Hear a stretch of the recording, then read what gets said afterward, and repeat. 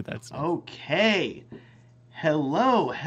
Hey guys, my name is Matt Johnson, and today I am joined by the illustrious, the talented, the hair-gelled Tyler Herrinton.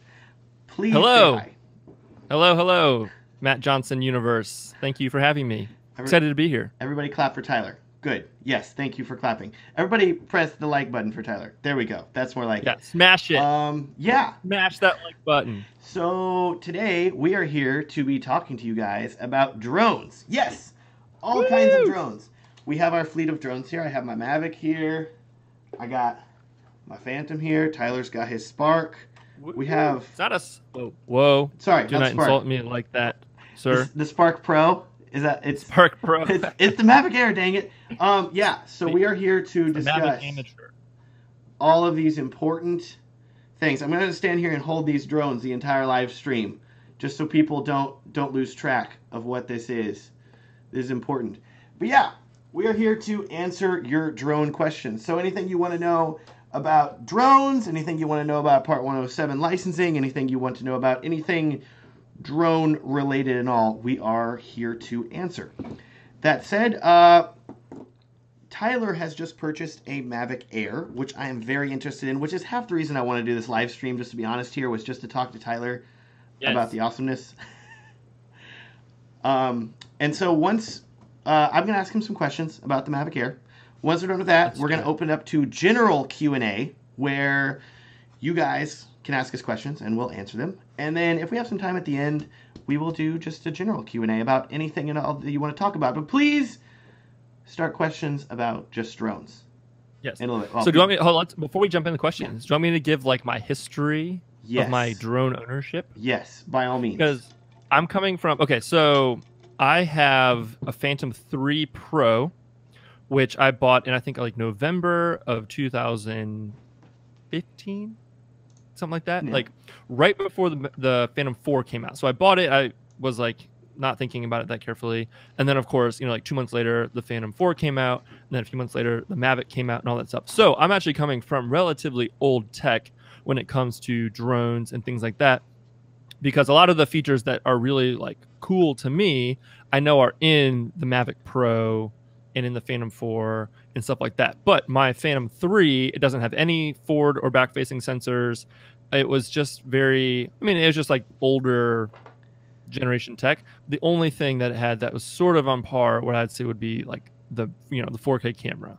That was pretty similar, but that's where I'm kind of coming from as far as that goes. And that's the only drone that I've ever owned. Yeah. And I've had it ever since. So to put that in perspective, I started with a Phantom 2 drone, which I loved. I managed to purchase it approximately 1 month before the Phantom 3 came out. That was, I think, a bigger jump.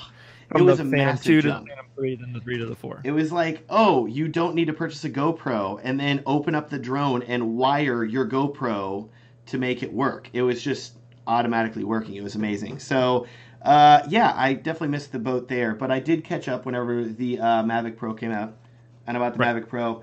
And then soon after, I bought the Phantom 4 Pro because I really did want something that would have a little bit better image quality. Fantastic for travel. Phantom's better for, I guess you could say, like, stuff that you don't mind carrying around a bigger case for. Right.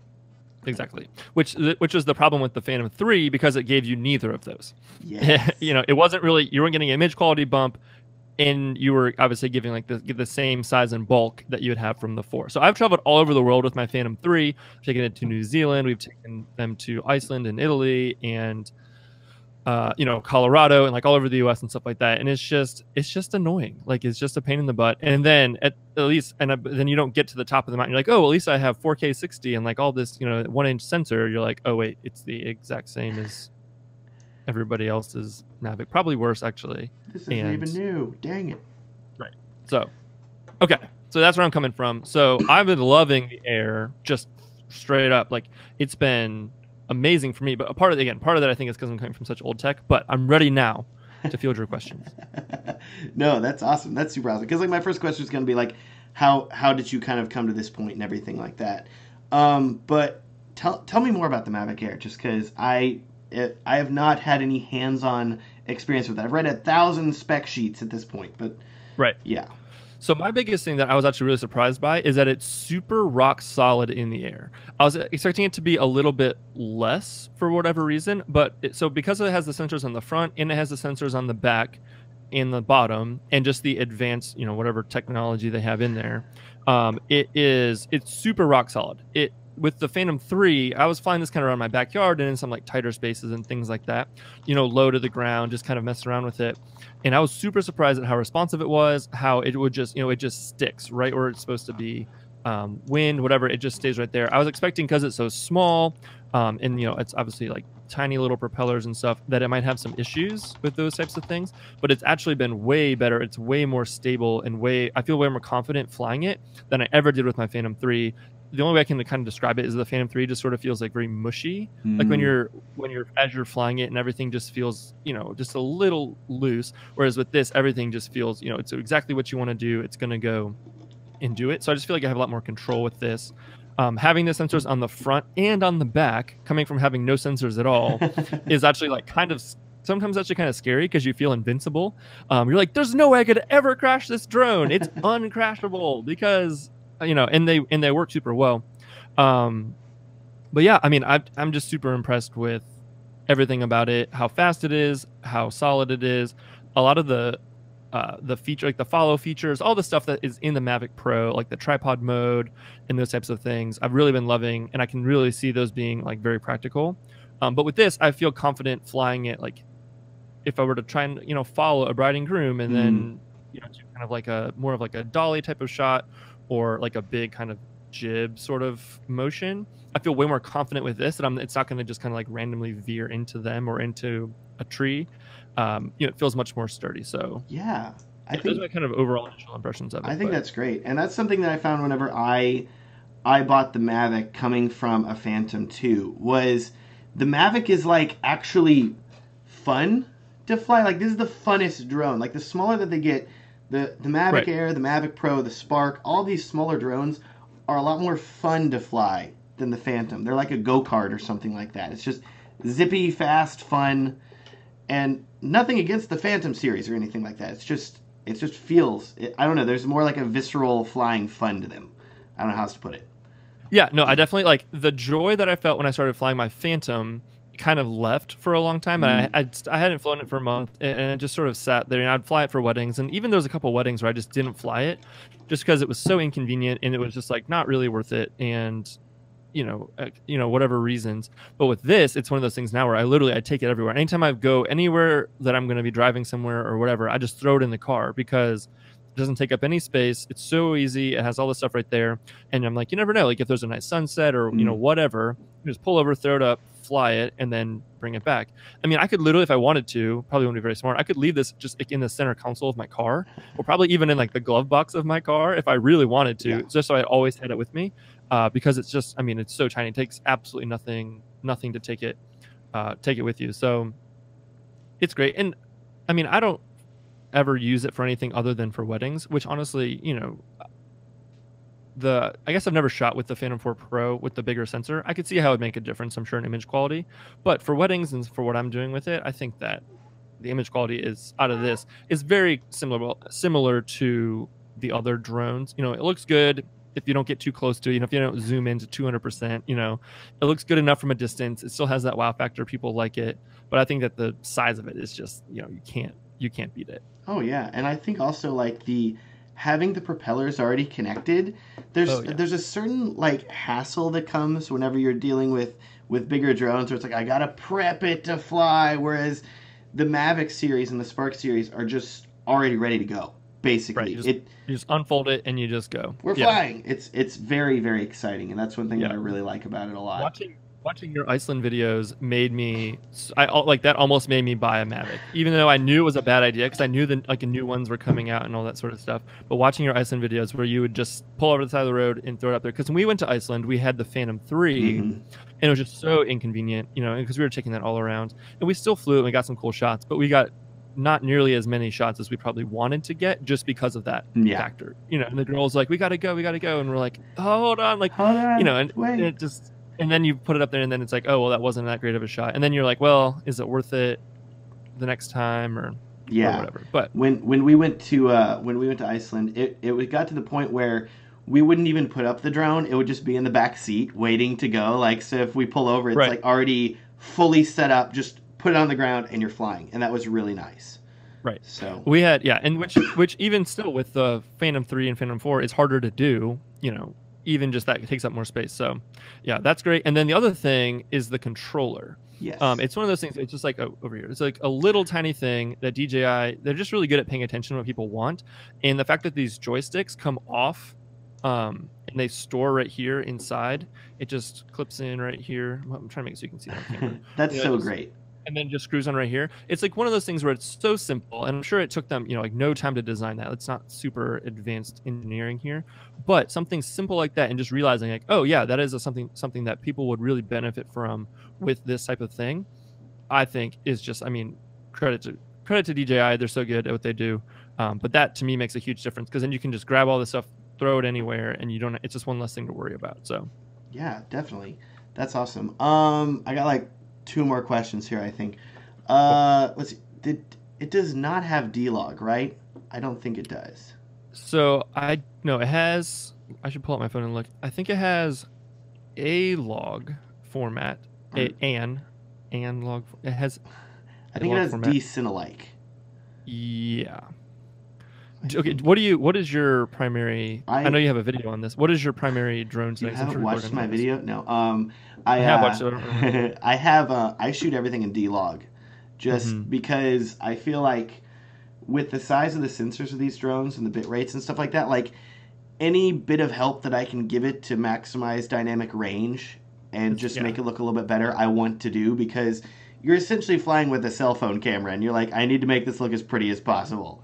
So. Right. Yeah. No, for sure. That makes sense. Oh yeah. Are you gonna fly it in the background? How pissed off would Ash be if you launched it and were flying it?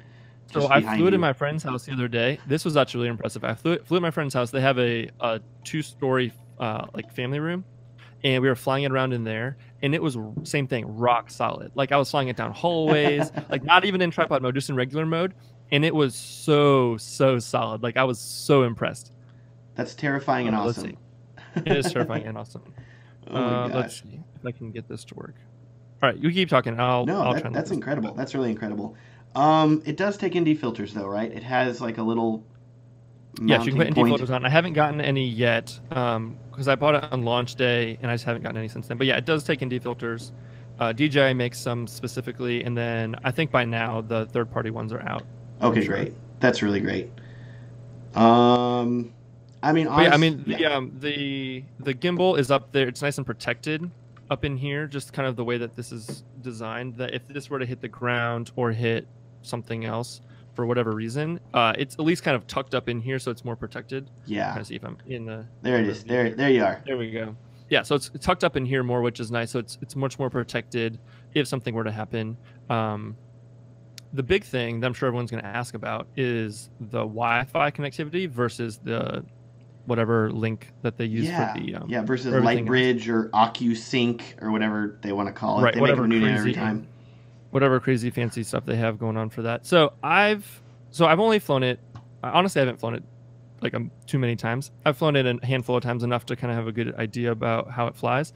And it's been within the normal range that I would fly, you know, within line of sight, within sort of what I would consider like a safe distance. It's been totally fine. The first time I flew it in my neighborhood, it had some weird connectivity issues closer than I would have expected. Not really sure why, but then I've flown it a couple other times. I flew it in my parents' neighborhood. I flew it downtown by the river and some other places, and it's been pretty good. It's obviously never going to be as good as the Mavic Pro, which can, you know, go like 4 miles or something crazy. Mm-hmm. So, but I would say that all in all, like, it's good enough. It's definitely not as good. And if you're trying to fly it like in New York City or like in a really populated area, you're probably going to run into more issues.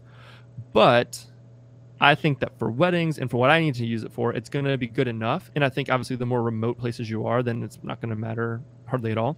Because what is the FAA? It's supposed to be within line of sight. Do they have like a distance that they give you, or just within line of sight? It's just within line of sight. So there's not like a distance other than that. They kind of leave that up to interpretation. But Sure. yeah, I guess if you had perfect vision and it was like, it's a mile off, I can still see it. Like it's I don't know. That's a little tougher to describe there and all, but it's more so just general safety is what they're going for. Right. I think.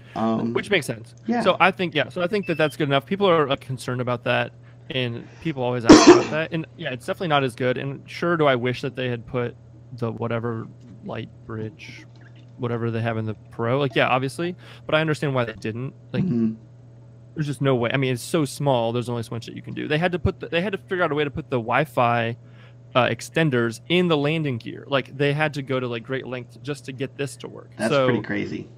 I mean, we need to be a little realistic here, people. Come on, people. I would expect to see, I mean, from rumors that I'm seeing, like, we could see a new Mavic Pro 2 as soon as the end of this month, which is exciting and crazy to think about, you know? So yeah. I think that they're going to definitely like make some improvements there. And DJI has shown they're not afraid to cannibalize their sales. So I don't know. Mavic Air is great right now. But if you're considering buying a drone, any of you watching, probably maybe wait for a month. Yeah, I wouldn't buy one yet. This is perfect for me. When I bought this, my only fear, I said, was if the Mavic 2 comes out and it's just like mind-blowing and amazing, I'm going to be mad at myself probably for buying this. I do love the size of this. Like, it is so small. But if they put a 1-inch sensor, do you think that's possible? Do you think that they can put a 1-inch sensor in a Mavic Pro body? Or even if it was a little bit bigger and still foldable, I feel like that would still be pretty good. Do you think that that's possible? Do you think that's what they're going to do? They made the Mavic Air smaller. I could see them feasibly, because the Mavic Pro currently has a 60 megabit bit rate. The Mavic Air has a 100 megabit bit rate, which is definitely better. Right. But what you run into whenever you get smaller sizes, it's a heat issue. It's just the amount of heat generated. And so whenever you have such a small device, it can overheat. And especially whenever you're recording 4K at 60 with a 1-inch sensor, which is why the Phantom is such a bigger drone.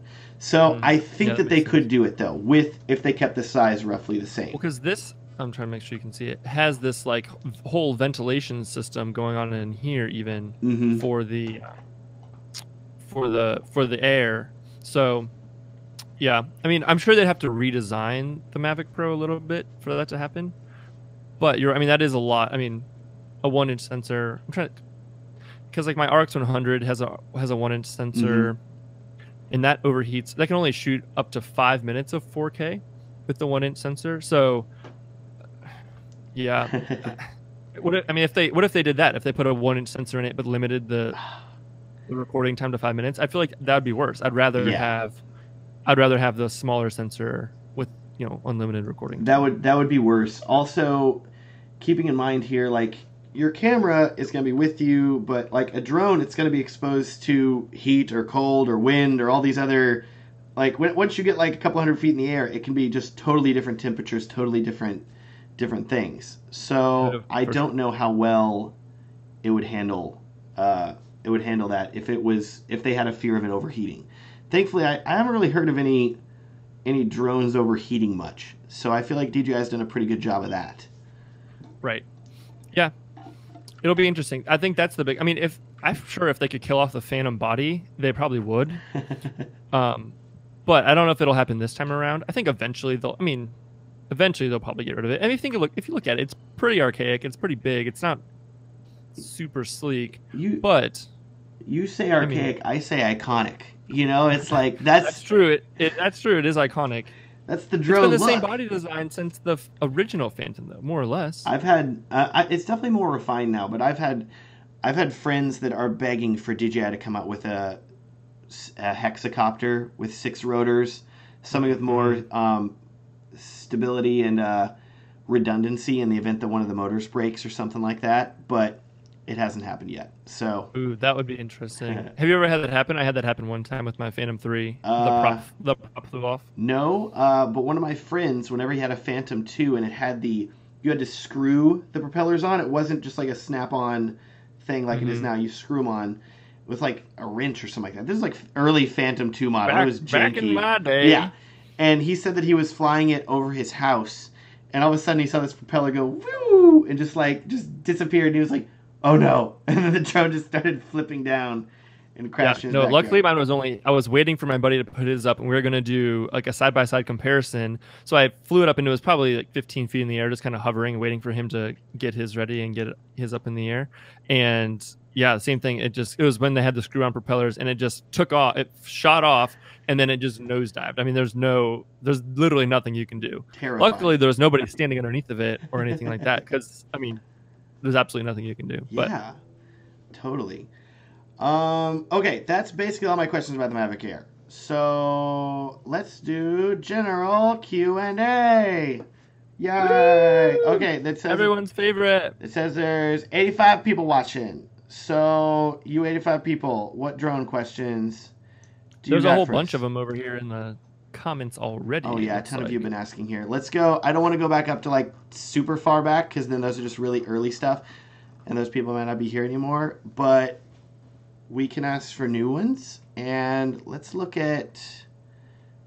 see here. So Jeffrey asks, am I late? Only like 20 minutes late. You're fine, Jeffrey. Here we go. Morgan is asking something here. Morgan Triester? I have no idea how you pronounce that. How hard is the FAA Part 107 test, and do you need it when filming out of the country? I can cover this one first. I can answer the second part. Okay. No. No, you don't. Second thing, yes, FAA only applies to within the country. I will say that the test itself, you need to study for it, because it's definitely not just a walk in the park. There's a lot more obscure questions that are going to be on it. But if you take the time to practice and use a class or something like that, of which there are hundreds of classes out there now. I did a whole video about how I passed, and like I have classes that I recommend. I did not take a class. I just studied on my own. Totally possible to pass if you do that. Matt, are you good at taking tests in general? No. Oh gosh. I was talking to Rachel about that after I actually finished the test. I was like, I'm so bad. Like I was so bad at tests in high school and college, and then I get to drone tests, and I like nearly aced it. So right. I feel like that's probably what happened with me. So, full disclosure, I haven't taken mine. I need to do it. It's on my to-do list.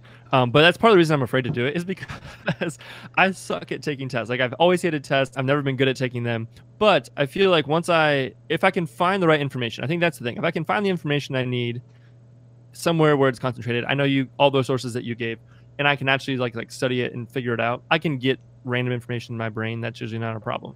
So I think it'll be fine. But that's encouraging to hear. Yeah.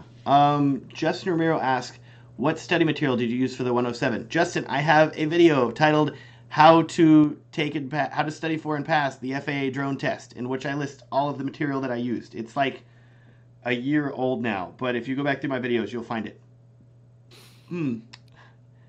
Let's see here. Wait, we have a super chat. Guys, we've got to mention the super chat. Oh, yes. Guys, Sorry. If you donate money through super chat, we will answer your question with enthusiasm. ASAP. Your question will be answered quicker. I'll put it that way. You get to go to the front of the line. Yes. And I told Tyler that we would split the super chat's money. So if you look at him, he only has Mavic Air. He needs more drones. We both need more drones. Right. Well, I have the Phantom 3, but who wants that? Oh, let's see here. Okay, this is a good one here. Caleb Spencer Kwok asks, I'm starting in wedding videography, and I also work at a church. What drone should I start with first? Ooh, that's a great question. I mean, I think the Mavic Air, without knowing about the Mavic, okay, full disclaimer, like we just said, I would probably wait until the Mavic 2 comes out, whenever that's going to happen. But I think that it's going to be more expensive. So I think if you're looking for a combination of quality meets price meets portability, I think the Air is a really great option, because it's $9.99 for the Fly More combo, which I highly suggest everyone gets. It comes with extra batteries, extra props, all sorts of extra stuff, an extra bag, charging thing, all the good stuff for $9.99. I mean, that's pretty much as good as you're going to get. The Spark is more just for fun. Definitely wouldn't go with the Spark. I don't know. Right now, what are you recommending people, Matt, between the Air and just the regular Mavic Pro? It's tough. I feel like if you want best image quality, Phantom 4 Pro is still the best out there right now in terms of the cheaper drones. But I think probably if I had to choose right now, probably a Mavic Air. Because you're going to get some of the best image quality, smallest size, portability for wedding videography, and the fun of flying. And I think that'd work for church videos too. That'd be great. Ooh, let's see here. Mavic Mark, do you shoot photos in log format on the drone as well? No, because the DJI drones support RAW photography, so you don't actually need to shoot in a log format with that. Just shoot your photos in RAW, and then you'll be able to edit them a lot, and you don't have to worry about log. Log's just for video. That's one thing I did notice as well about the Air is that the photo quality is significantly better than my Phantom 3, which isn't saying much. But even though the sensor is about the same size and everything shouldn't be that much different, for whatever reason, something that they're doing, the photo quality is significantly better. So that is a big plus for me for the Air. Jeffrey asks, can I get marketable photos with the Mavic and Phantom for weddings? Photos, not video. You just said that, I think. Yeah, I mean, I think the photos out of this look great. I would say that the photos out of the Phantom 3 weren't really usable, JPEG or RAW. Like they just were just very soft, and I don't even know. They just were not good. But these ones look great. They look much, much better. You can edit them. I've posted a few on Instagram. I think they look really good. As far as what was this question specifically about promotional stuff for photography? He was asking if the photos are good enough. Yeah, I mean, I think they're good enough. I mean, it's the only camera you're going to get in the sky, so yeah. I mean, for those types of shots, you could you could get a hot air balloon or rent a helicopter and fly overhead and use your DSLR. But honestly, I think you'd be able to get some really good stuff with that. Yeah, no, for sure.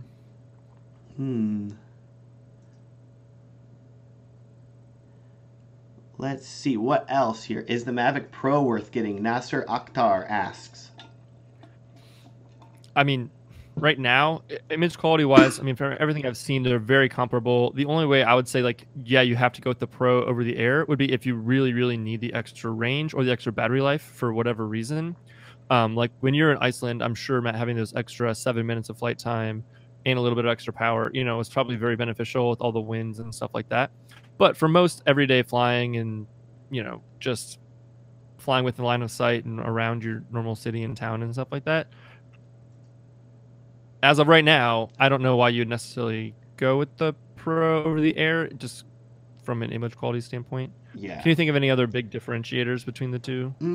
I would just say the inclusion of D-Log on the Mavic Pro versus not on the Mavic Air. But then again, like I feel like the image quality is going to be better on the Air regardless, even if it doesn't have a log profile as much. With the 100 megabytes, yeah. Yeah. I will say though, I just saw on Amazon. I think it's on Amazon or it's on. I think it was on Amazon today. They have the Mavic Pro on sale for like $770 right now. One of the cheapest prices I've ever seen it for. So that makes me more so think that they're going to have a new one coming out very soon. It's definitely coming out. It's definitely coming. I'm like kind of hoping. Like, sorry for you guys. I'm kind of hoping that it's not super great because I'll feel better about my purchase. But we'll see what happens. Let's see here. Grazia asks, do you guys use any LUT for your drone wedding videos? I do use LUTs for my wedding videos, but none specifically made for my drone. Like I just have one basic LUT that I use for everything. But do you have a specific drone LUT? I have a bunch of log LUTs that I have used and tweaked and worked on, and so I just use those they work pretty well on the Mavic and the Phantom. As long as you dial down the intensity a bit, it's going to be different than like a Sony camera, for example, but it matches pretty well. Remind me again, when you're shooting with your drone, are you shooting it just like you would shoot log in like on your Sony? Are you shooting it one stop over, two stops over? I have the zebras turned on, and so I go just a little below the zebras, and that usually ends up looking really good. Cool. I think I remember your video. You said anything above 0. Never go never 0 or below is bad. Yes, because then you have a lot of shadow compression and it's just a pain. Yeah. That's always, I feel like, my biggest. Whenever I've run into issues with drone footage, it's when that happens. When you're like, oh, it's not too bad, or you think you're trying to save the highlights in the sky or something, and then you're crushing your shadows, and then there's like it just falls apart. It's just a big mushy mess. Because then all the detail, especially if it's like trees are in the shadows or grass or anything with like fine detail like that, it just starts to fall apart and just looks awful. And there's really nothing you can do at that point in post. So that's good. That's good to know. Grazia asked you. No, sorry, I just read that one. Tony Captured. How is flying in low temps with the Mavic Pro? I will say this as someone that did fly in Iceland. I was in a little above freezing temperatures. It was totally usable. It was great. It handled it just fine. You may want to try to keep like your batteries warmer, like in a car or something like that, or in your pockets. What I ran into more was that my phone battery would die quicker than my Mavic battery. So Mavic would be fine, but the phone, I was like, oh no, is this thing gonna die? So I haven't had any issues otherwise, though.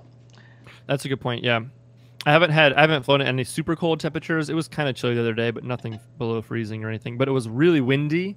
I flew it the other day, like really strong gust of wind. It was about to thunderstorm, and it actually handled the wind surprisingly well with the air. So that was pretty impressive. And I think that your sport mode trick of getting it really far, because that's always my biggest fear, is getting downwind and not being able to get it back.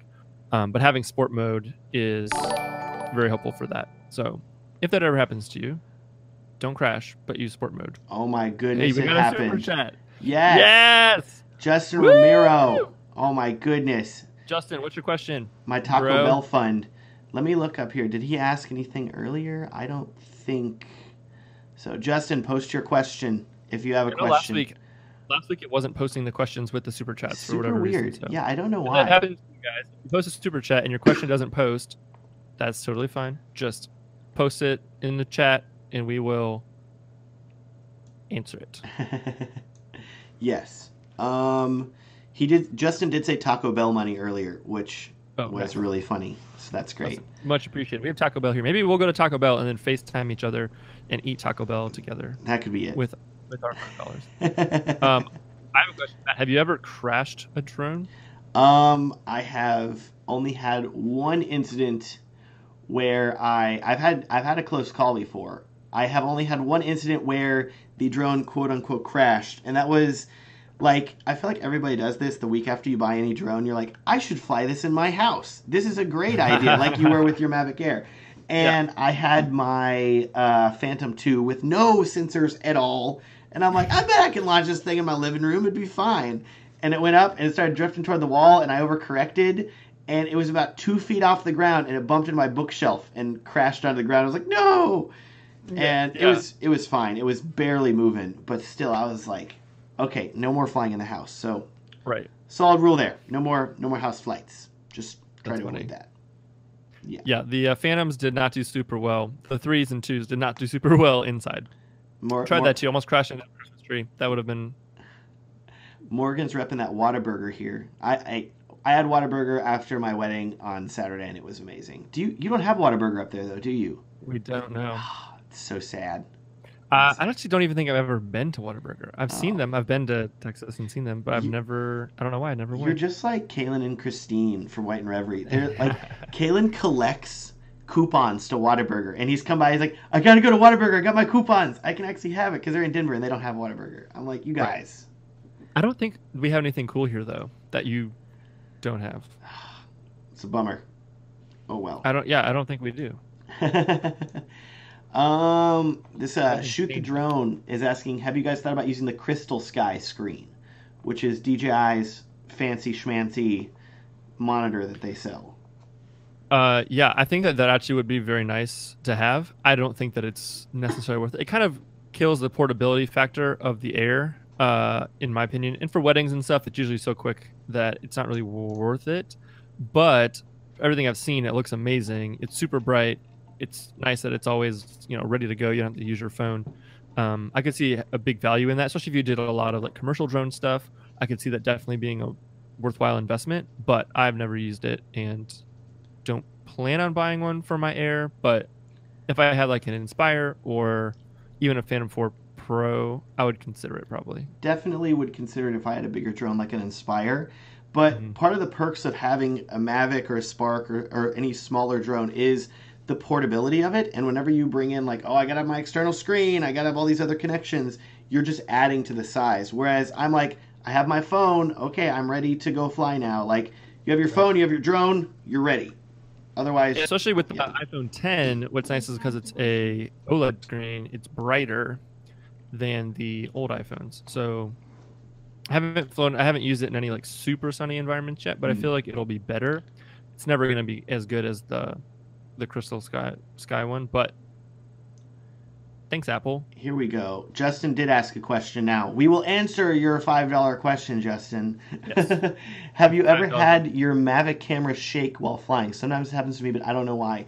I was having my Mavic camera, the second Mavic that I bought, was shaking really badly, just consistently, so I had to return it. So if that's happening to you, you might want to return it or swap it out. If it is just happening occasionally, I would have my Mavic randomly reset the camera. It doesn't do it nearly as often now. I did a firmware update, and I think that might have fixed it. So run the latest firmware. I would say that. Also, I feel like DJI tells everybody to do this, but do an IMU calibration and a compass calibration. And when you do the IMU calibration, like, purchase a bubble level and make sure the surface that you're doing it on is level. That's what I had to do.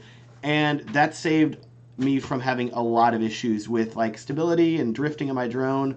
Doing that is very important. Good to know. Yeah. I have a buddy who has had the same problem. Did you send it back to DJI proper? I had bought mine through Newegg. So and you sent it back to them? Yeah, it was within like 3 days of me buying it. So I shipped it back. Gotcha. I had to do that twice. Finally got a working one. It was ridiculous. Yeah, I remember. Because you were like, everyone's like, Matt, where's your Mavic Pro review? Buy the drone, man. And you couldn't make it because you had to keep sending it back. Ridiculous. Yeah. Looks. How many Mavic Air batteries do you like to have on hand for a wedding? It depends on how much you like to fly. I mean, I normally don't even ever use a full battery on a wedding day.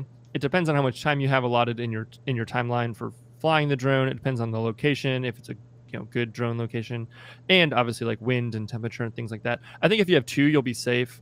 Again, I would buy the Fly More combo because it comes with 3. If you have 3, you'll never use all 3 on a wedding day. Yeah. But yeah, I mean, and they last. I would say the batteries last on the Air as advertised within the like limits of what that means. So there's obviously variance depending, like I said, wind, temperature, those types of things. But it is pretty much what DJI advertises them as, which is what, like 21 minutes, I think. Yeah, I have 4 batteries. I bought the Fly More combo, and then I wanted just one more just to round it out. And I feel like 4 is a really solid number, especially if you're doing like a longer shoot or you have different things and you're like, oh man, I need more batteries. Okay, well 4 will kind of cover you there. Right. But I'll probably buy another one. At minimum 2, I would say, for sure. But the perks of having 4 is that even if I am like charging as I shoot, I could basically fly nearly indefinitely, because by the time that one of them was charged, like they were recharging, especially using like the hub, then the other then the one I'm flying with is gonna be drained, and then I can swap it. So what does the Mavic Pro hub look like? Because this is what wait, that's not it. That's the. It probably looks very similar. Does it look like this? Oh no! What? So this is super interesting. So it's this thing, right? And then it unfolds like this. What? Can you see this? That's so cool. And then the batteries. So it plugs in on the bottom from your like power brick, and then the batteries just kind of hook in on the side like that. That's neat. And then 1, 2, 3, 4. What does the other one look like? Let me see here. I don't have it. It's in the other room. It's like a little square hub thing, and the batteries just like lay flat. So that thing's like half the size. I like that a lot. Yeah, this is nice because then so this is it fully, like ready to go, and then it folds up like this, so it fits better in the traveling case. That's amazing. Then it also came with like a little adapter guy that you can plug straight into one battery if you just want to charge like one at a time. And it uses USB-C DJI on top of the trends, USB-C on the back of the Air. Oh, and also one of the best things about the Air, I think, which I'm sure will be in the Mavic too, is the built-in internal storage, 8 gigs of internal storage. Because I can't tell you how many times I've forgot a memory card or put the drone up and then been like, dang it, the memory card is like in my bag. And 8 gigs is a pretty good amount of internal storage. I could do everything I need for a whole wedding day easily on 8 gigs. Probably. That's great. Not that I would rely on that, but you could. Very important question here from AJ Moore. What burger is the best? I remember when Sonic was in only a select few states. I would say not Sonic. Like, Sonic has great drinks, fantastic drinks. Go get drinks and cheese sticks. Don't get actually the burgers there. They're not good. It's kind of a toss-up right now. You look at like ratings and reviews, the toss-up, it's between like In-N-Out or Whataburger. And Whataburger has won in a lot of categories. I think the Whataburger is doing more exciting things with like their menu and the options. What is like a standard Whataburger burger? Like, is it more like Five Guys like, kind of like In-N-Out? Is it more like McDonald's like? Is it more Burger King like? I don't even actually have a good idea. Bigger than McDonald's. Everything at Whataburger is bigger. Like, you order a small and it's like, here is your small drink, and you're like, help me. Like, because even like you get like a small milkshake and it's like half a gallon. It's amazing. Right. But I would say like Whataburger isn't like, their burgers are good and they're very customizable, which is nice. But the real star of Whataburger is like the variety of other options. They have like this patty melt that's really, really good that people like love because it's got Texas toast and it's got grilled onions on it.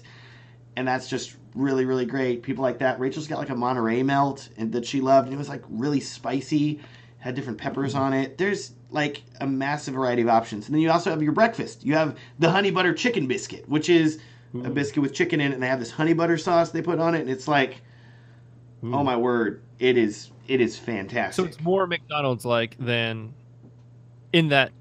only in that it has more variety than like if you go to In-N-Out, you have like two options. Yes. Right. Which obviously like two really good options, but you don't have as many. You can get like the lettuce wrap, or you can get it whatever naked, or you can get regular. I've been In-N-Out a couple times. I'm not an In-N-Out aficionado, so nobody like start yelling at me in the comments. But yeah, so I feel like it's more, they have more options and more things that you can get. I can talk about burgers all day. Like I have a problem. Rachel's like, please calm down. I'm like, your burgers are so good. We need to go eat. Oh man.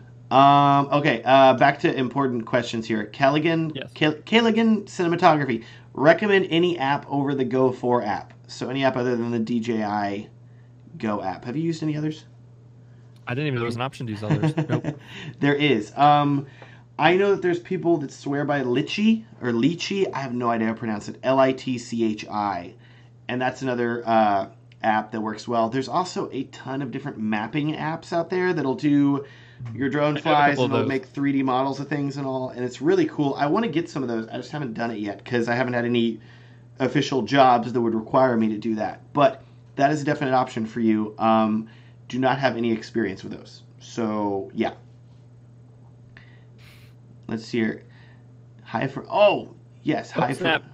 Uruguay. There we go. Ed Hale. Big super chat. Hold on, it's about to come in here. It hasn't popped up.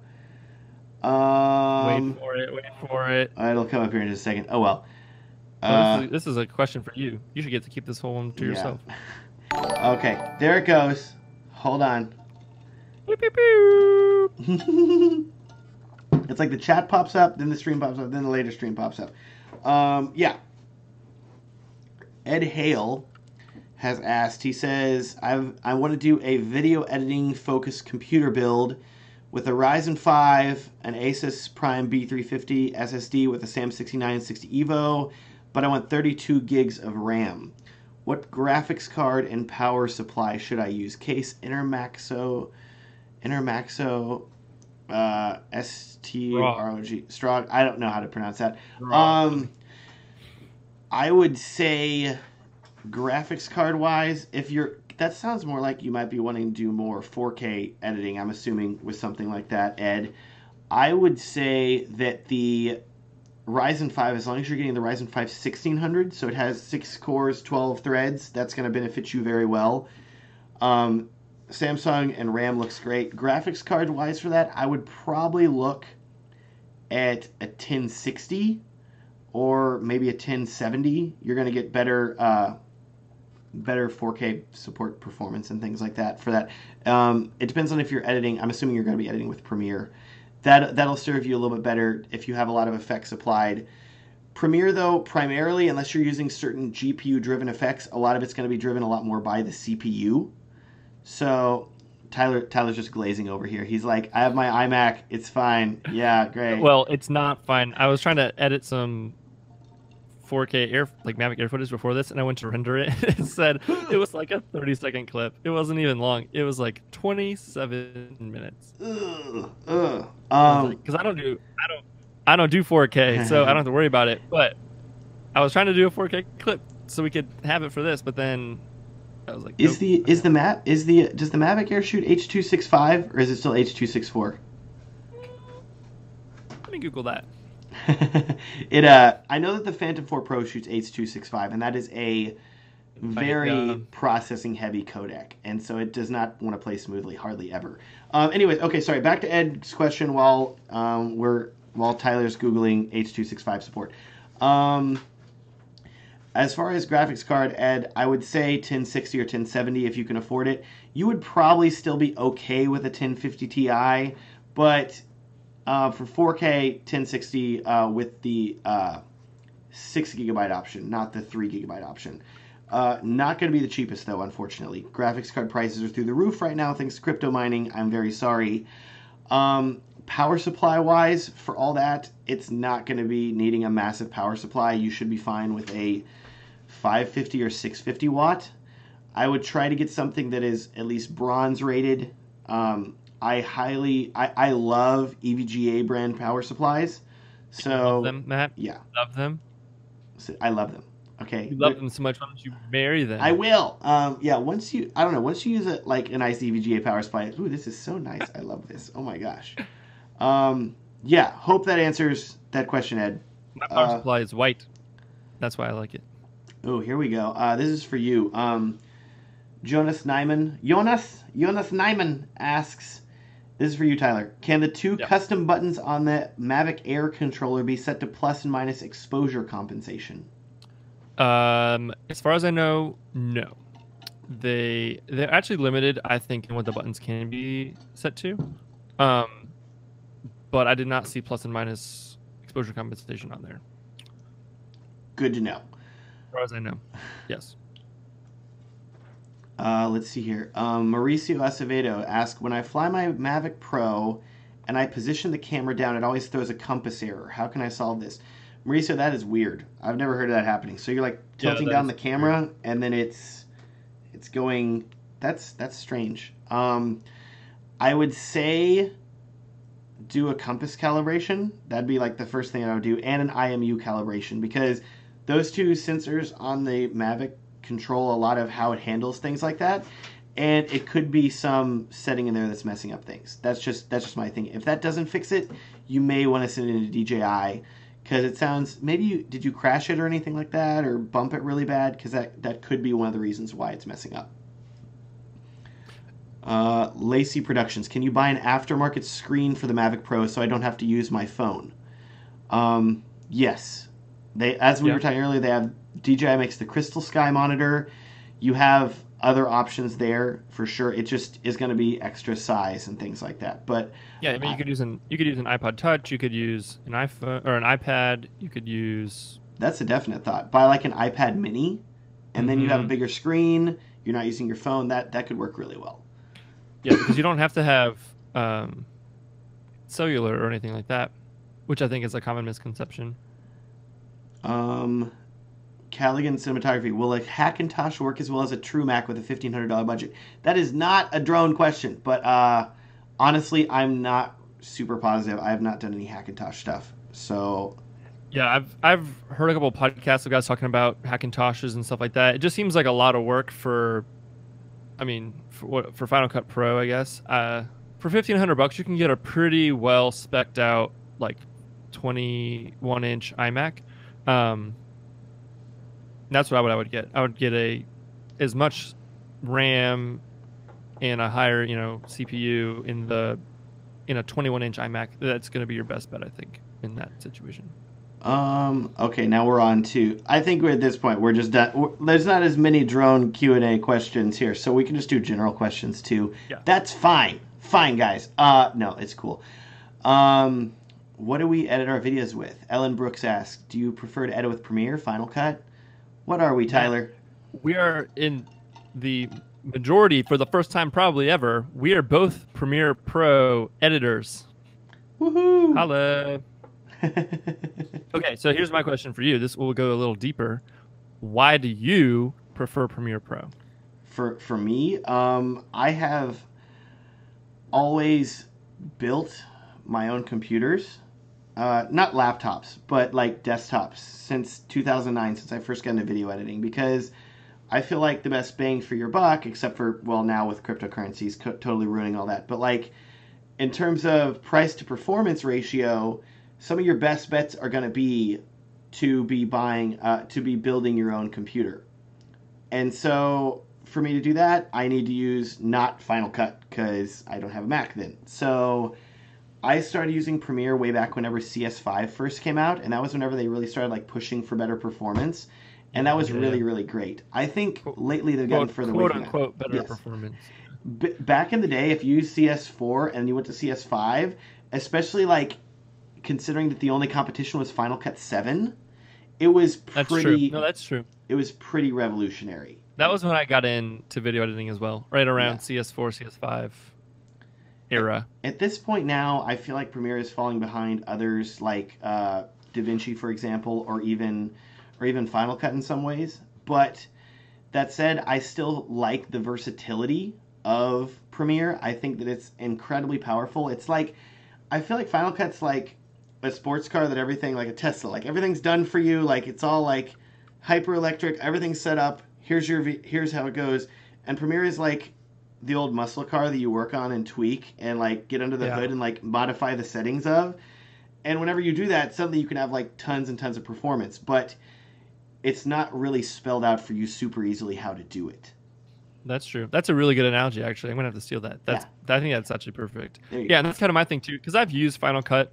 When I had a job, right when I got out of college, I had a job, and I worked as like a photographer, graphic designer, video guy. Helped this guy run his YouTube channel, and he only used Final Cut for years. So we just kept using it just because it made more sense. He already had all his backlog and everything done in Final Cut. So I used it every day for a year and a half. And it's great. I mean, it's perfect for vlog type stuff. It's perfect for like when you have a short amount of clips and you're trying to, putting stuff together. There are times when the magnetic timeline is really, really nice. But I found that for me, because I was also doing weddings at the same time, that I could never imagine organizing all the footage from a wedding in Final Cut. Now, I know they've done a lot of stuff recently to be better at that with having the different tracks and the different stuff. And Final Cut obviously had some major updates in the last year and a half. So I think that obviously people do it and it is possible. But for me, I always preferred Premiere just kind of the way things were organized. I kind of preferred it that way. And then being able to have different workstations set up where you can have all your windows kind of arranged however you want it. Sort of the freedom to just customize stuff and move it kind of however you want. And then I think my brain works better for wedding films in the non-magnetic timeline format, and trying to go from that for weddings back to the magnetic timeline, I think would take me a long time to get used to, and I just don't know if it'd be worth it. But from everything I've been seeing from like White and Reverie and all these guys talking about it, and like watching Craig Adams and all these guys edit on Final Cut stuff, there are some things about it that are becoming nice, because for a long time it was like the color features, like the lumetri, however Matt likes to say it. He makes fun of me because I say it wrong. For the lumetri, that kind of stuff is great, having access to Audition, and then even stuff like being able to bring in PSDs and Photoshop and all those types of things right into your timeline on Premiere. To me, I think that that's really great, because for stuff I do, I use the whole Adobe suite, but I can see how if you don't use all that stuff, that it wouldn't really matter. And Final Cut is now starting to catch up in those areas in color and audio editing and stuff like that. So I don't know. At this point now, I'm just too far into it. That's also probably like a stubborn thing, but. Very important question here from Daniel Peacock. How long did my beard take to grow? And Tyler, when will you grow one? I will grow one in another life if I ever come back with different genes, because currently this is like 5 or 6 days worth of growth, like no shaving here. So this is all I'm working with. I could not grow a beard if I tried. If someone gave me $1 million and said you have to grow a beard, I don't think it could happen. Oh, that's so sad. So it's very sad, I know. Oh man, like I've been growing this since like 2012, and like I had to trim it a lot, like to keep it, because it gets like kind of crazy out, so I have to like keep it contained. a bit, but a lot of it's just pure laziness. If you guys want something really fun to do when you hop off here, not now, don't go now, but after this, go to Matt's channel, go to his videos. When it says search at the top, instead of search by date, so you can see the oldest video first and watch some of Matt's old videos, and you can see what his face looks like, and you can see. Did you have straightened hair, Matthew? There is pre-beard Matt. I've always done something with hair. I find, like, growing up, like, I had straightened hair in college, and then towards the end of college, I started growing out the beard, stopped caring about the top hair. I went from top hair to bottom hair, and, like, as this grows longer, this is gradually getting shorter. So my assumption is that by the time it's down to, like, my belly button, then I'll just be bald up top. But I don't know. It's always been hair. That would be an interesting look for you, Matt. The bald, long beard to the belly button. Yes. Well, is there anything that could happen for you to... You're going to cut it eventually. Maybe not, like, all the way off. But I feel like you're eventually going to have to stop growing it, right? I definitely... kind of your thing, though. I have a deal with Rachel, where Rachel wants to see my face before she dies. So at some point, like, I'll be on my deathbed and they'll be just, like, shaving me or something like that. But I would say that the tough part for me now is that if I shave, I look like I'm 17. Like, I look like a teenager, and it's bad. I wish I knew what I looked like with a beard. See, that's the thing. I wish I could see what I looked like with a beard, because maybe I looked way better. Like, maybe I would look way old. Who knows? Maybe I look like I'm 17 now, and you just can't tell. It's in comparison, but I'll never be able to know. I don't know. See, that's the tough part here. So, like, I don't know. I feel like people look to me for, like, camera advice and stuff like that, and then if I shave the beard, they'll be like, I'm not listening to this child. Tell me what to do. Your strength. Yeah. Someone wants to know. I was going to ask you this, too. Someone wants to know. Daniel also wants to know, would you ever braid your beard? Oh, have you ever braided your beard for, like, Halloween? Renaissance we fair? braided a little bit. Rachel bought me some beads for it. To, like, put it, like, kind of like a dwarf, kind of like Gimli. Haven't actually done it, but that's an option. Totally an option. Haven't really gotten into that too much yet, but I could. Bobster, have you tried trimming your beard with your drone? No, that is a terrifying thought. Like, that's a terrible idea. I'm terrified that, like, my beard's gonna get caught in something and get injured. Hasn't happened yet, but man, that is a fear. Let me tell you. Do you ever, like, go to get up and you, like, put your hand down on a table and you, like, catch yourself on your beard? Like, have you ever had any, like, close encounters, like getting it caught in, like, a car door? Let's see here. Oh, my camera's in here. I'll say that, like, whenever I'm swapping lenses, I'm, like, taking lens off and I'm, like, looking to make sure it's clean, and I have, like, caught my beard in between my camera and the lens body before. See, it's not as easy as it looks. Matt makes it seem like it's just an easy life that he's living over here with his beard, but there are all so many obstacles. It's terrifying. You have to. Oh my gosh. It's just a terrifying. Okay, Darby Life's asked this question several times here. How does the Mavic Pro or Air hold in the wind as compared to a bigger drone like the Phantom 4? The wind is always blowing in Texas. I want to downsize to an Air Mavic, but I'm not sure. Hey, I'm in Texas too. I feel you on that. Yeah, so you know, because you have a 4. Mm-hmm. I don't think the 3 is a good comparison. So your 4 versus your Mavic, how is the wind? I'll say they're both pretty darn steady. I think the Phantom 4 is a little steadier, but I still managed to fly the Mavic Pro in Iceland in, like, 30, 40 mile per hour winds, and it held up pretty well. So it's totally doable if you need to, but I wouldn't be that worried about it. How's the Mavic Air handle? I mean, I flew it the other day in the wind, and it was fine. It was great. I think with drones, it's all relative. If you're flying, it's just like anything. Like, if you're shooting on a wide-angle lens, you know, and you're relatively high up in the air, even if the wind is blowing it 2 or 3 feet off of its line, as long as the gimbal is steady, you're not going to really tell in the footage, which is why I think it looks so steady. And I don't think that the difference between the Air and the Air, the Pro, and the Phantom 4 is going to be enough for you to be able to tell a difference, unless you're trying to fly it super close to a tree, or you're trying to thread a needle, or something like that. I think that, like, you know, the closer to the ground you are, there's certain circumstances where the wind would become more apparent when things are closer to the camera and you can really see those things shifting. But I think just for regular, like, you know, aerial shots, on a windy day, you should be fine. The only thing I would ever worry about, which has happened to me before, is getting your drone stuck downwind and then trying to bring it back to you in the wind. That would be the only time where I'd be afraid. But again, with the sport mode on the Pro in the air, does the 4 have a sport mode too? Yeah. Yes, they all have. Yeah, so everybody's got sport all of them. phones. Put them in sport mode. I mean, the air goes like 43 miles an hour or something crazy like that. So coming in, unless the wind is faster than 43 miles an hour, it's pretty fast. Yeah. Like you should be fine. You just got to, the biggest fear there is more battery life than anything else. And over revving the motor. You know, like you ever get that warning where it's like the motors can't handle, so it's going to slow down. Motors overloaded. It hasn't ever given me that. No, I don't think so. It's been good. So I think you'll be fine. Yeah, no, I think if you want to downsize to a Pro or an Air, I wouldn't let wind be the factor not to do that. Is my camera crooked? Has it been crooked this whole time? You didn't tell me. I was looking at it, I'm like, is this crooked? I don't know how to fix this. Oh, man. I'm looking at you about this big on my screen. Okay, I'm a very tiny screen there. Really, no. Oh, well. Let's see here.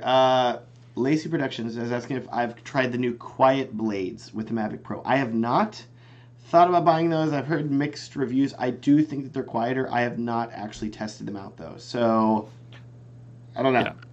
I will say that the Mavic Air is significantly louder than the Pro. I haven't done a side-by-side comparison, but from hearing Mavic Pros in the past and hearing this one, it is much louder than I anticipated it to be. So I wouldn't buy this thinking it's going to be quiet and stealthy. I think it's just because the props are so small, they have to spin up so fast. I think there's no way of keeping that quiet or something. I don't know why the Mavic Pro is so quiet.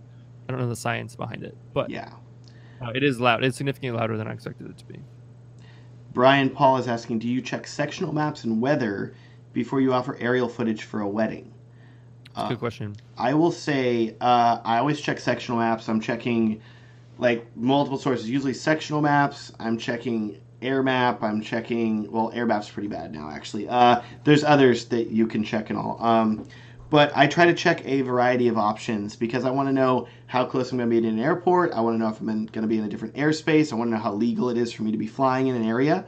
So I always check that. And anytime I book a wedding, I can go through. So I've already gone through and checked to make sure that I was legal to fly at all of the wedding venues that I'm shooting at this year. And except for 2 of them, I believe, I'm not allowed to fly there. Otherwise, totally legal. It's fine.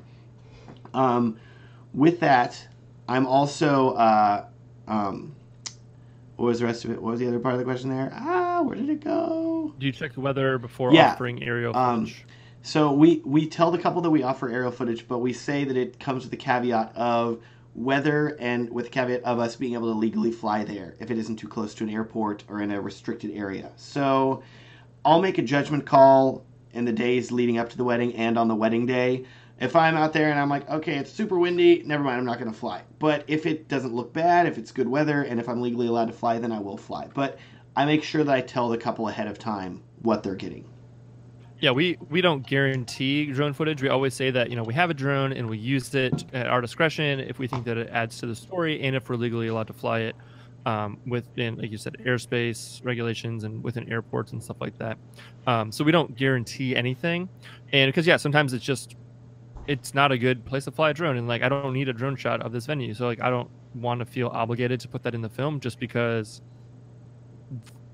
they want that necessarily. So, and I do, most of the time I do, and you can almost always find a good place to put a drone shot in your film, but I don't ever really guarantee it. If we have some couples who are really excited about the drone and they have a venue that's great for that, then I will check ahead of time and make sure, okay, yeah, we can fly there. It's not too close to airports or whatever. But no matter what, our contract specifically says that we don't guarantee any of that, and that is, up to our discretion if we use it or not. So, following up with the Montana State drone ask, why is AirMap bad? I don't think that AirMap is terrible. I just think that AirMap as an app is not, especially the phone app, is not nearly as clear as it was before. Before, you were able just to dial things in pretty quickly and see airspaces. Now the app is a lot more geared toward set up a flight path and notify, set up a flight plan and notify people and stuff like that. And I'm like, I just want to know if it's legal in this area. So right. It's not quite as easy to use. And I will say this, my recommendation to you is always check actual sectional charts. Do not trust an app to tell you if something's legal or not. So I will always go back to SkyVector, which is a site that lists actual government sectional charts for different airspaces and things like that. And I will go in and zoom in really close, and I will double check, okay, there's a Class C airspace way over here, 50 miles away. I don't have to worry about that. I can legally fly here, and then I'm okay. But it's always important to make sure that you check actual legal sources and not just an app. I'll say that. That's good. That's good advice. Here's another one. It says, what do you think beginner filmmakers and videographers should buy before they consider buying a drone? So another way of saying, I guess, would be, in what purchasing order would you rank the drone in importance with when you're getting started with gear? That's good. That's really good. You want to jump on this one first, and I can. Yeah. So, well, I always say that the most important thing you need good lenses. That should be one of the first things that you invest in. Good audio gear and like a solid monopod, or like your basic support gear. And then from there, it's kind of going to depend, I think, partially on like where you live, partially on the kind of weddings that you're trying to book. So for example, if you live in a very like scenic place and everywhere you look is just beautiful, like we shoot in Charlottesville, Virginia a lot, which is just rolling mountains and it's very beautiful and it's very rural. So like you can fly your drone pretty much everywhere and it really adds a lot to it. If that's where you're shooting a lot, I mean, I could see that being something you might want to prioritize. But if you shoot in cities all the time, if you shoot in restricted airspace, like we shoot in DC all the time as well, and you can't fly anywhere in DC. So having a drone there, if that's where you shoot most of your weddings, isn't going to be very beneficial. I would say, I mean, I think I would probably go, lenses, monopod, that's kind of all encompassing, audio, all that sort of stuff should be first. And then I'd probably say gimbal, drone, slider, I guess, if I really had to rank them in that order. The hard thing with the gimbal is that like sometimes you need another camera and extra lenses. Like it's more expensive than just buying like the gimbal. But what would you say, Matt? I would say jump to the end of the line first and just buy a drone and say, I'm only filming this wedding with the drone. Here's your wedding. Buy an Inspire. Just buy an Inspire. Just have the drone. Just carry it around. Yeah, like you got your Phantom here. You're walking around with it, filming like little camera. It's stabilized. 1-inch sensor, 4K. You're like filming. Like here's the bride getting ready. Here's the groom. Yeah, it's great. No. I would echo what Tyler says. Buy a decent camera, of course, because you're gonna need a decent camera. More so than even lenses, I would probably say audio, because whenever people are watching a video, they will forgive horrible, crappy video quality. I realize what's great about this stream here is like Tyler's been like connected through like Google Hangouts, and he's been dropping in and out in quality, I think down to like 360p. I'm sorry, Tyler, but from like an audio standpoint, his audio has been solid the entire time, which makes me really happy, because people will forgive crappy video quality as long as they can hear things clearly. So if you have good audio of the ceremony happening, of the vows that are being said, everything like that, you can make a fantastic wedding video. Yeah, no, for sure. That's a good point. I think investing in like a solid prime will make you feel better about your life. But I think you're right. Having good, really solid audio is going to make a big difference. And I think that honestly, at the beginning, the way that, if you get a DR10L, Tascam DR10L, and a 50mm 1.8 for whatever you have, those two things together, I mean, those are relatively small investments that will make a huge impact on your films going forward. And then mastering those things. And then where would you say the drone comes in after that? Drone is up there. How do you know if you're ready to buy a drone? The drone is definitely a flashy item. It's not one of the core wedding filmmaking items, I don't think. Yeah. It's definitely like you get your good audio, you get good lenses, you get your good camera set up. Then you probably just think about things in terms of like the amount that you'll use something on a wedding day. You'll use a monopod all day, especially if you don't have an image stabilized sensor. You will use a gimbal all day. You'll be using these tools far more often. If you have a drone, you'll fly the drone once at the wedding. You're like, cool, aerial shots, done. That's it. So priorities should be what you use most than to what you use least. Yeah, that's true. I think that's definitely true. The drone was the last thing I bought by like probably 2 or 3 years, like easily. Yes. Yeah. But it is fun and people do like it.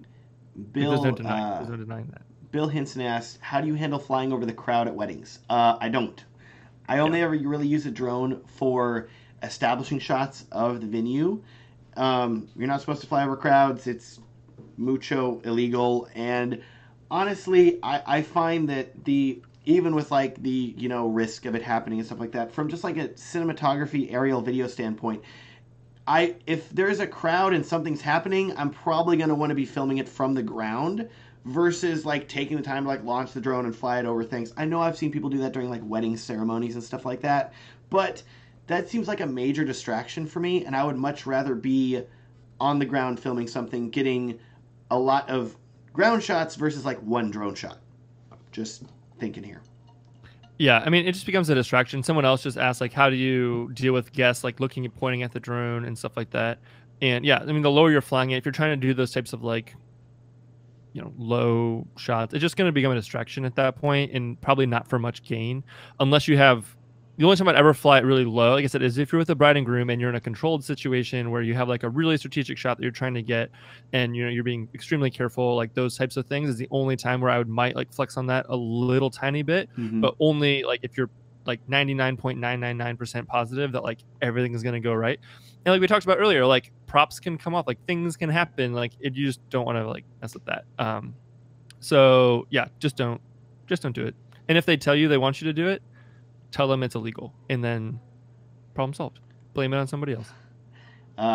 Football asked. It's just football. That's his name. Football. Football. Hey Matt, any new BTS on the horizon? Yeah, Matt. Yeah. Any new BTS on the horizon? Yes. There's some BTS stuff that is coming. Matt's in the middle of a wedding edit right now. Matt's got to get through this wedding edit that's killing him. Once I get through the wedding edit, then more. It's not killing me. I'm doing great. It's just I'm in the middle of filming weddings right now. So it's like you're filming, then you're like, I have to edit these weddings. Oh, I got to film again. It's just lately's been a little crazy. But yes, more BTS stuff coming soon. Do not worry. I think it's funny that your wedding season has started already because we're like 2 months away from. It's Texas, man. Wedding season. We got Whataburger down here. We got good weather already. People are like, let's get married. It's happening. That's true. But then do you have a big gap in the summer?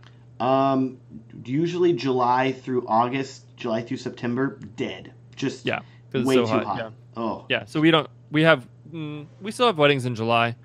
July is usually slower, but we never have dead. People do it anyway. But yeah, we don't start up usually until end of April. May is usually our first like crazy month. So. Bartlett Outfitters. Let's see here. What did he say? So you're technically not allowed to fly over people or moving vehicles. How do you work around that? Technically not allowed to fly. Well, usually whenever I'm filming at a venue, I'm usually there earlier than other people. The wedding that we shot last weekend, we actually went the day beforehand and filmed a lot of the stuff because the weather was similar. So I went and flew the drone the day before whenever nobody was at the venue, so I didn't have to worry about flying over anybody, and I didn't have to worry about people pointing. And that worked out really, really well for me. So if you can show up earlier, usually if I'm at a venue and it's early in the morning or like the beginning of coverage, first thing I'll do is fly the drone because then it's done. I don't have to worry about it. Normally it's in the morning time anyway, so the lighting's better. It usually just works better and you're not dealing with crazy amount of wedding guests and people bothering you. You're allowed to fly over stationary vehicles, but not moving vehicles. Haven't really run into that on a wedding day. Got to be honest here. The only time I ever see this being a problem is if you're trying to film during like sunset and it's cocktail hour or something, and you're trying to fly over whatever they're having cocktail hour. So I say just trying to avoid it. I mean, I feel like it's pretty avoidable. Like Matt said, film early in the morning. That's usually going to be your best bet. Or just be careful. Yeah. I think we covered that. Bartlett Outfitters asking about an aftermarket Mavic Pro screen. I believe the DJI Crystal Sky screen should work. If not, I would probably just invest in like an iPad mini or an iPad, one of the bigger iPads, and use that as a screen, and you should be really set. Ooh, Brandon Lim, how do you make drone footage look more cinematic and smooth? What goes through your thought process when shooting drone footage? That's a great question. So I'll go at it first, and you can go at it for a second. To make it more cinematic and smooth, I mean, I feel like it's pretty cinematic and smooth right off the gate. I know the Matt shoots in 30p, so you can slow it down a little bit, which helps. And he can even shoot 60p on his Phantom 4 Pro if he needs to. But yeah, so I mean, the things I would say is like, line up your shot. Once you get into a certain path or motion, count in your head to 6 or 7 up to 10, so you're not moving around. I think that's usually the hardest part you run into. The biggest issue you run into in editing drone footage is you're like, okay, oh, this is gonna be the best part, and then you like stop or flip it around or do whatever. Make sure you're giving yourself long passes, give yourself long amounts of usable footage. Where did his question go? What is your thought process? Yeah, so my thought process is always the same way I would think about if I was doing a slider shot or if I was doing a gimbal shot, anything like that.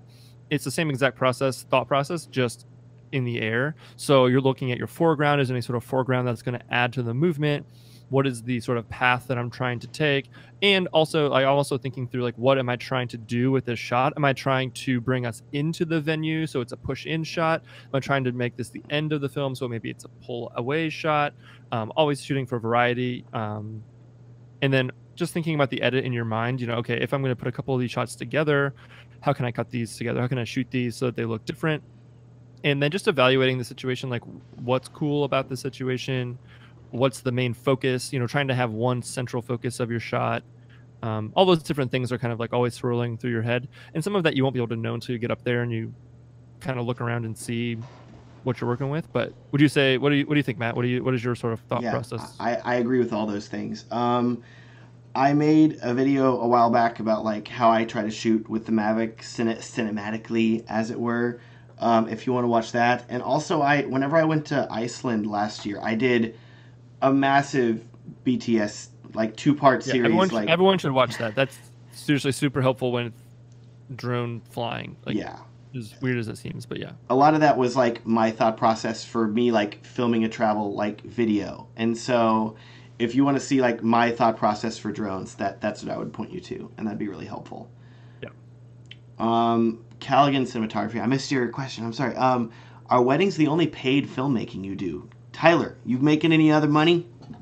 Yeah. So weddings is our primary thing. That's what we do mostly. But we also do, what would you call it? We do a lot of brand. We do brand films Tyler for does other birth videos. He films babies being born. I'm just kidding. I've done a promo film for a birth photographer before. But yeah, we do a lot of like brand films and promo films and things like that for other small business owners, other creative entrepreneurs and things like that. So a lot of our friends who are photographers or just any really small business owners, we always have a few of those that are kind of going on. We're in the process of doing a few of those right now. We also film a lot of courses for our photographer friends, which has been really great. We have a couple pretty well-known photographers around here who we do a bunch of work for, helping them make courses and things like that, which has been really good for us. And then I also do, a few commercial-y things here and there. I've worked at a church in the past, so the church that I used to work for, they'll sometimes hire me out to do certain creative projects, certain more like talking head kinds of projects, those types of things. But yeah, it's one of those things that we don't really advertise it much except for word of mouth kind of within our creative community around here. But it's something that I can see myself moving into more of in the future. But yeah, I know, Matt, your YouTube is your other non-wedding thing that you're doing, right? Yeah, basically. I still did some commercial work last year, but it was just shooting for other people and things like that, not necessarily anything that was me necessarily editing a video for commercial use. Because at this point here, I've been trying to do more YouTube stuff. So now it's weddings and YouTube. Those are the two primary things. And so I've had to turn down a decent amount of commercial work and other stuff like that so that I can focus and prioritize on this more. And yeah, I think it's worth it. It's been a lot of fun. Yeah, YouTube is great. We do YouTube stuff as well. Not quite to the same level that Matt does, but we also do YouTube stuff, which is super fun. I have a podcast that I started as sort of like a fun creative outlet. If anybody wants to go check that out, I'll put a link to it in the chat here in a second. Ty's Tech Time? Is that right? Ty's Tech Line, yeah. Ty's Tech Line. Yes. So I kind of wanted a creative outlet that was something that was not necessarily wedding related or not necessarily education related, but it was just like stuff that I'm interested in. So yeah, so we're like 10 episodes in. Matt's going to be on it. He made me wait until I got to 10 episodes, which I actually do really appreciate, before he'd be a guest on my podcast. But yeah, if you guys are interested, go check that out. It's basically just talking with different people from all walks of life about tech and how technology impacts their daily lives. And then there's a few things on there that are just like deep dives into stuff I'm interested in. So there's an episode on AirPods, there's an episode on the Mavic Air, there's an episode on Movie Pass, like just things I'm interested in. It's all Air related. It has to have Air in the title, and then he'll do it. Yeah. AirPods, Mavic Air, MacBook Air, Air only. No MacBook Air. Air only. That'd be interesting podcast. But yeah, so that's something else I do. It's kind of fun. It's non-running. No, that's great. Okay, we're running closer to the end of time here. We'll do a few more questions, and then I'm gonna go eat dinner. Maybe Whataburger. No, probably not Whataburger. But Rachel's like cooking right now. She'll be like, "We're not getting Whataburger. I made dinner." Oh, okay, my bad. Let's see here. D was asking, what would you just hire someone to shoot drone for the day for a day rate? I would say I haven't done that before. I've considered that, especially whenever I had a wedding recently where I was not legally licensed to fly because the venue was too close to an airport. So I would have needed to like have a friend who has the proper waiver, then be allowed to fly there. I would have to have him come and fly, or like him come to like supervise me flying. I ended up not doing it, but that is an option. Otherwise, I before I owned a drone, I actually licensed some drone clips from a friend of mine who was legally able to fly and had a drone, and so I was able to use his shots. But now that I have a drone, I find that the value that it has and the speed of being able to use it without having to like bring out somebody else, pay them, and like look over their shoulder to make sure they're getting the shots that I want, that's more of a pain than it's worth. Yeah. Here's a question that I'm sure a lot of people are afraid to ask. How can somebody be caught flying without their 107 whatever FAA regulations? Is that a thing? Like if I go, because I've been shooting weddings, I've been flying my drone, I don't have my thing. I should have it. Everyone should have it. I'm saying that right now. I'm going to get it. I promise I'm going to get it.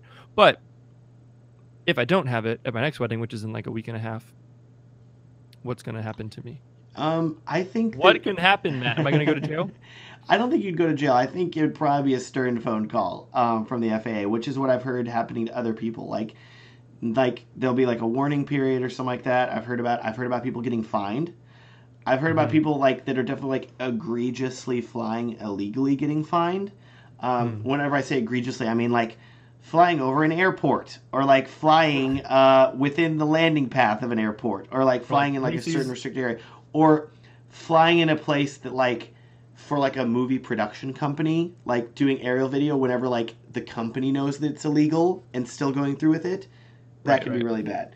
All that I would say is from a crackdown standpoint and from a legal standpoint, whenever you are shooting video with a drone illegally and then uploading it to your YouTube channel to Vimeo, you're literally like uploading video of illegal activity that you're doing to the internet. Like you're giving them the evidence. Like, here is the evidence of me committing this. You know, it's like if you're like committing a crime and you're like, here's me robbing the store. Also, I filmed myself while I did it. Here you go. You know, not that I'm equating flying a drone to robbing a store. Yeah. No, but for sure.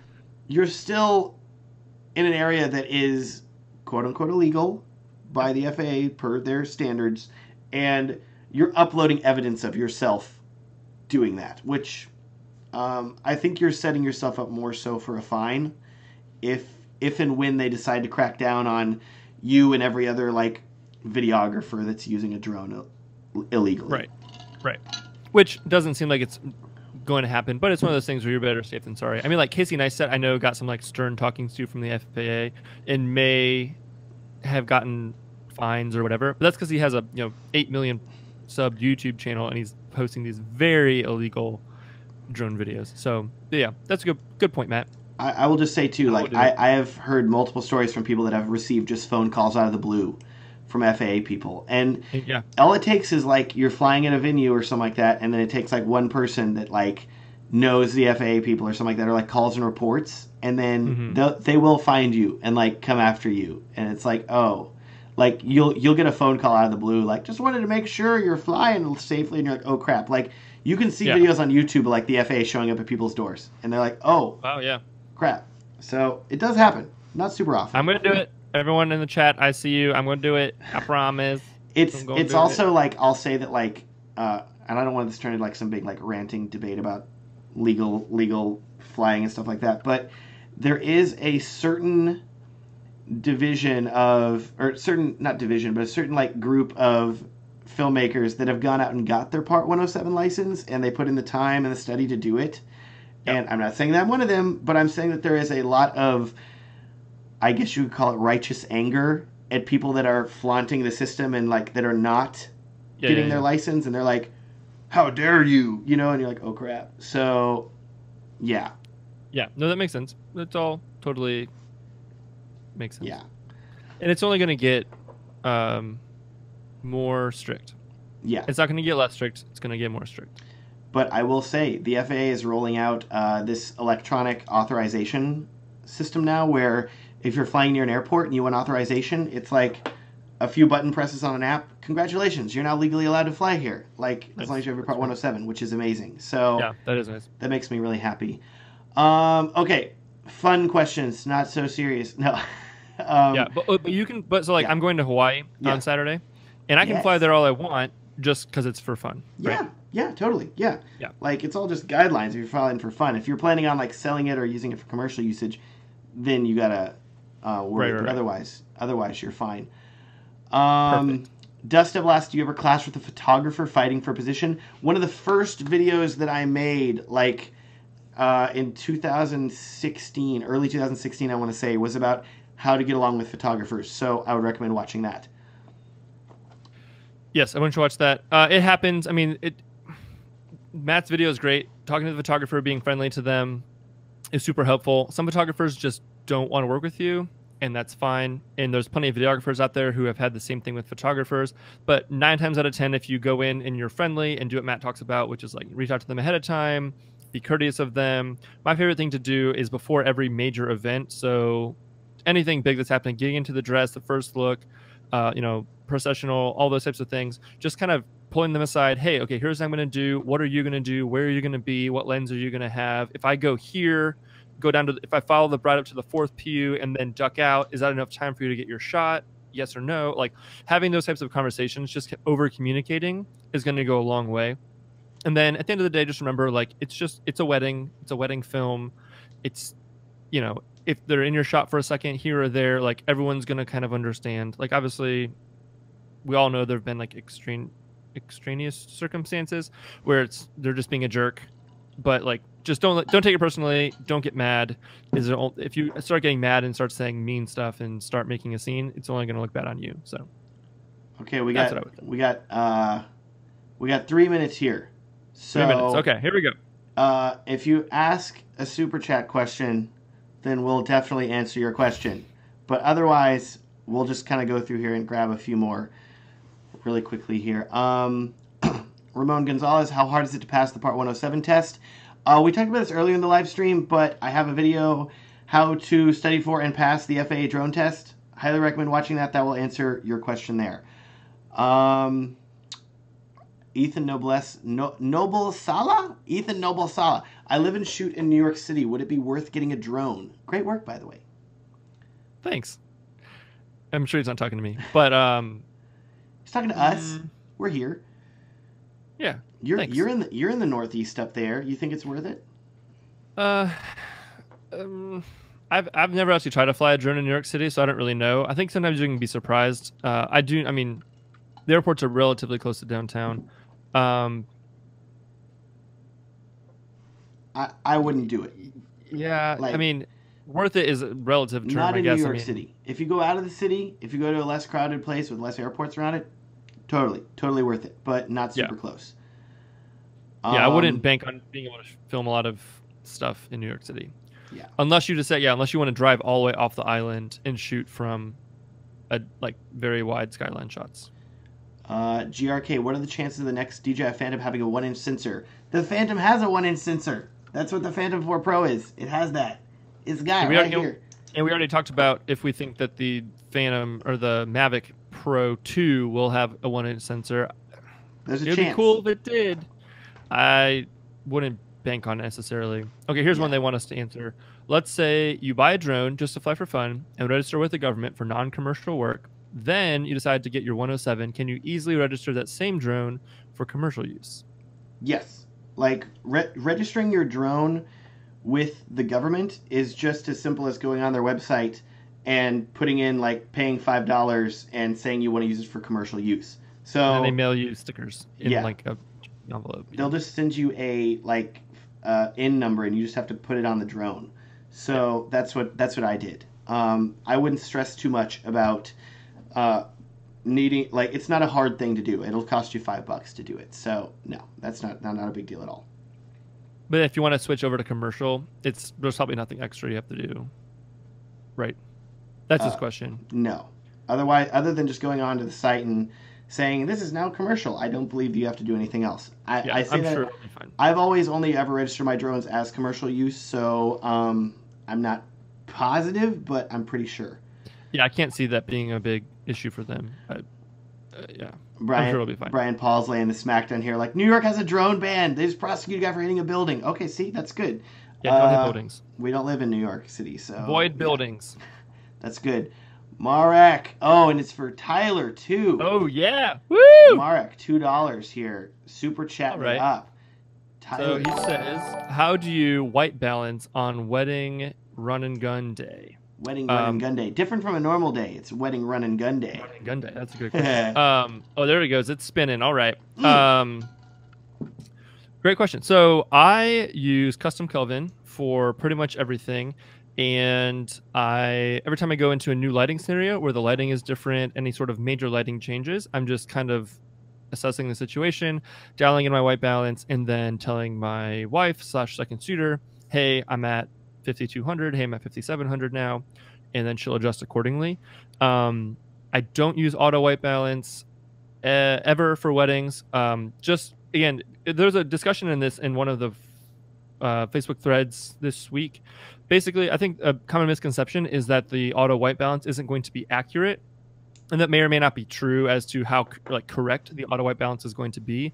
But the main problem with auto white balance is that it doesn't know what you're doing, and sometimes it can change from shot to shot to shot to shot, especially if you've got mixed lighting in a room and in one shot there is a lamp that's more predominant, whereas you want the window light, you want your white balance exposed for the window light, those types of things. So I think that using the custom white balance and then setting all of your cameras to that exact same number is going to save you the most time in post, even if it's not 100% accurate necessarily. I know that sometimes, like with my Sony cameras, I sometimes have a hard time. The screens aren't great. It's sometimes kind of hard to judge white balance. Same thing with my C100 screens. Like the C100 Mark II has a great screen, but the C100 Mark I screen is like pretty meh.